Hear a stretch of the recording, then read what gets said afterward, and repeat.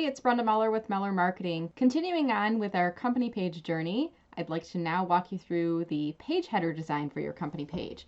So I'm back here on the Sterling Heights Chamber's new LinkedIn company page, and I see they've got the default, which it looks like almost like a landscape of these brown and tan colors, almost like flipped on its side. And this is the default. We need to change this. So what I do to start off is I want to be in the admin view. So I'm going to click on View as Admin. And then if you scroll down, you'll see in here it says no cover image. We need to put something in here. And it's giving us some dimensions, 1128 by 191. So what I'm going to do is I'm going to create something really simple in Canva just to get the page started, and then I'm going to turn this over to their marketing person, and they might want to promote other events. Now, the first thing I do is I'm going to open up Canva, and I'm going to create a window that's 1128 by 191. So going to canva.com, create a design, I'm going to click on 1128 and then 191 is the height. Click on Create New Design, and now I've got my rectangular frame ready. The next thing I do is I need to figure out what needs to go into that background. So if I go to the Sterling Heights Chamber page, what I'm doing as a marketer is I'm just looking for cues. What are the brand elements that people would expect to see that's creating some brand continuity between the company page on LinkedIn and their website? I see they're very heavily focused on events. They've got a lot of different events that are kind of sliding through here on the homepage, but I'm not seeing any one certain theme. And because of the fact that they are such an event-based organization, what I'm going to do is instead of focusing on events, I'm going to pick a brand element, and then they can always update this over time. So I see they've got a little tagline underneath their welcome message. It says, building relationships in business, community, and government since 1961. I'm just going to use that to start with, okay? I also see that they've got this navy blue background. Now, if I had the color, I could simply go into Canva, and in that design, if you click on the background, you can just click on this color picking tool, and you can click on the new color and just put the code in there. If you don't know the code, this is what I do. This is another hack that I use.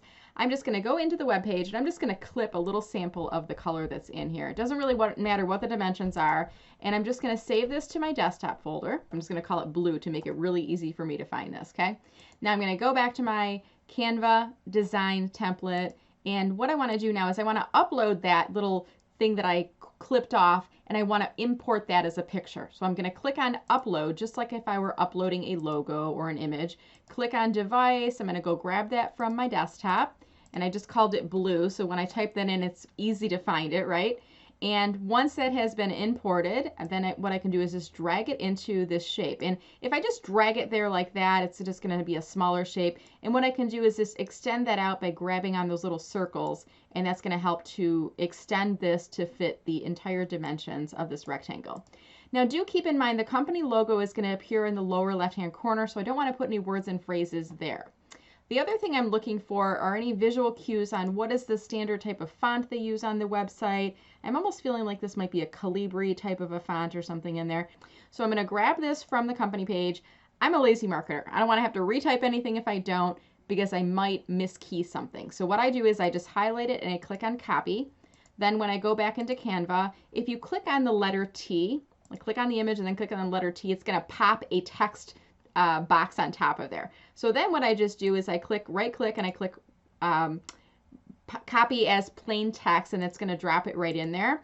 And when I see it pop in here, I see it's Helvetic-ish. If I'm happy with that, I can keep that font, or if I wanted to, I could certainly go through the other types of fonts in here. Maybe I like this Aileron regular. That kind of looks similar to the website. And then maybe increase that font size. Let's take it up to, well, let's try 36. That's a little bit too big. Let's try it down to 28. Maybe down to 24. So you see I'm kind of just playing with this as I go. And what I want to do is I actually want to right align this in the header, because what we're going to have on the left side is the logo. So I want to kind of keep it right aligned in here. And then I just want to figure out, where does it naturally break? So when I say it out loud, building relationships with business, community, and government since 1961, I might want to break it before the word community. For two reasons. That's where my language would naturally pause if I was reading this out loud. And the second reason is I just like the stacking effect. They're almost similar sizes there, okay? So if I'm happy with this, what I'm going to do is maybe just give this a quick name, so when I download it, I know what this is. So this is the SHRCCI, and then I might just say header, okay? And then when I download that, it's just going to save it in my downloads folder. Give it just a second to do so. Go back to the LinkedIn company page, and I'm going to click on that pencil icon, click on Upload Cover Image. I'll be able to grab that from my download folder. Give it just a second, and voila. I'm going to click on save. And just to see if I'm happy with this, I'm going to click on view as member, and this allows me to see the page header in member view. If you're looking at it in admin view, you see a bunch of coding and things that are kind of making it not look clean. This allows me to see this in a nice clean view. So I'm pretty happy with where we're at right now for this. So I'm going to stop this video now, and then we'll move on to additional tips later. Hopefully this has been helpful for you. This is Brenda Meller with Meller Marketing.